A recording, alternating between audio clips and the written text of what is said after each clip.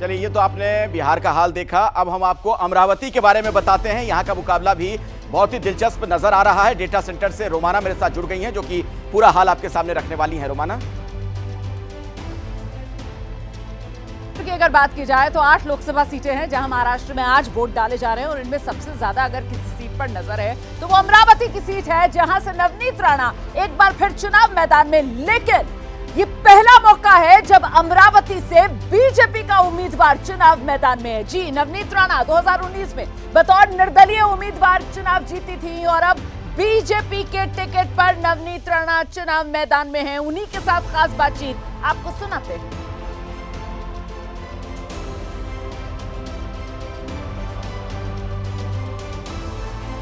नवनीत राणा का मुकाबला यहाँ पर कांग्रेस ने उम्मीदवार दिया है, बलवंत वानखेड़े उनके साथ है। और ये जो अमरावती की सीट है, किसी जमाने में ये शिवसेना का गढ़ हुआ करता था। आनंद राव अडसूळ यहाँ से सांसद इस बार जो हॉट सीट है वो अमरावती की है। अमरावती की भाजपा के उम्मीदवार हमारे साथ इस वक्त जुड़ी है, नवनीत राणा। हम उनसे बातचीत करके जान लेंगे। काफी आज दिन में पूरा माहौल है वो बदल गया है, बादल भी छाए हुए हैं। क्या ये आपका हनुमान जी आशीर्वाद दे रहे हैं ऊपर से? कल बारिश भी हुई है, तो कमल बारिश में ही बहुत सुंदर तरीके से खिलता है, और मेरी अमरावती में भी आज कमल उसी तरीके से खिलने वाला है। क्योंकि जो रिस्पांस, जो प्रेम, मोदी जी के पर विश्वास, ये अमरावती में साफ लोगों के, मतदारों के आंखों में, चेहरों पे पढ़ने को मुझे पिछले कई दिनों से मिल रहा है। और युवा जो यंग इंडिया करके हम बोलते हैं कि आने वाले समय में जो इंडिया को रिप्रेजेंट करेंगे, that is all about youngsters. आज उनके अंदर जो विश्वास है कि जीडीपी को लेकर, हमारे स्थान को लेकर 5वें स्तर से लेकर 3रे स्तर पे लाने का जो सपना हमारा मोदी जी का है, तो आज मतदान उस कमल को ही होगा। दूसरी एक बात है कि आपकी जो सीधी लड़ाई है वो कांग्रेस से है। राहुल गांधी भी यहाँ पे आके गए हैं। राहुल गांधी ने भी कई सारे मुद्दे हैं यहाँ पे मौजूद किए हैं।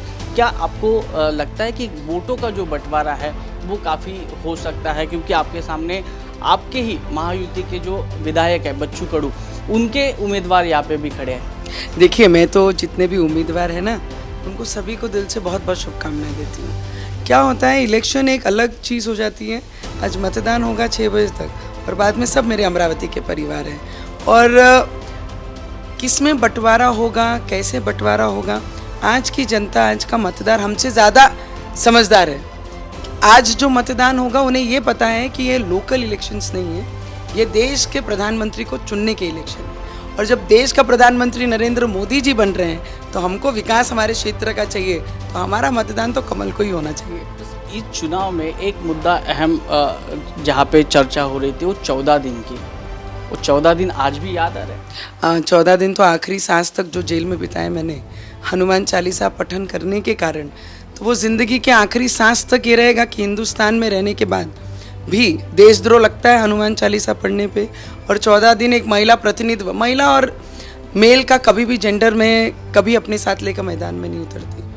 पर जिस तरीके से अत्याचार किया गया, अपने पावर का दुरुपयोग किया गया महाराष्ट्र में उस समय, तो वो मुझे लगता है वो बहुत दुखी पल था मेरे लिए, जब हिंदुस्तान के नारे हम देते हैं और वही हिंदुस्तान में हनुमान चालीसा के लिए 14 दिन जेल में बिताया है मैंने। इसका बदला 4 जून को मिलेगा? मुझे नहीं लगता है मैं बदला लेने के लिए हूँ। मेरे लोग मुझे आशीर्वाद देंगे, इतना मुझे ज़रूर पता है। एक आखिरी सवाल, कितनी वोटों की मार्जिन से आप जीत दर्ज? देखिए, मैं जब हमारे छत्रपति शिवाजी महाराज जब मैदान में उतरते हैं ना, तो उन्होंने ना कभी देखा है पीछे कितने झुंड है विरोध में आ रही है, और आगे पीछे कितने साथीदार हैं, और आगे कितने झुंड में विरोधक खड़े हैं। तो मुझे नहीं लगता है छत्रपति शिवाजी महाराज के राज्य से हम सिर्फ लड़ने वाले में से हैं, और देश के लोगों के प्रति और हमारे क्षेत्र के प्रति बहुत ज़्यादा प्यार और डेडिकेशन है मेरे में। तो छत्रपति शिवाजी महाराज यही बोलते थे, मैदान में उतरो, जो होगा देखा जाएगा। छत्रपति शिवाजी महाराज का आशीर्वाद और हनुमान जी की ताकत आपके साथ है, ये आपने बयान दिया है। तो ये थी नवनीत राणा जी, जो भाजपा की उम्मीदवार है।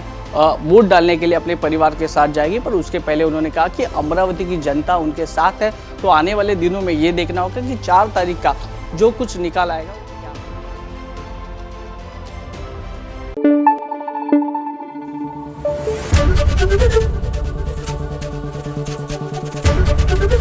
एबीपी न्यूज आपको रखे आगे।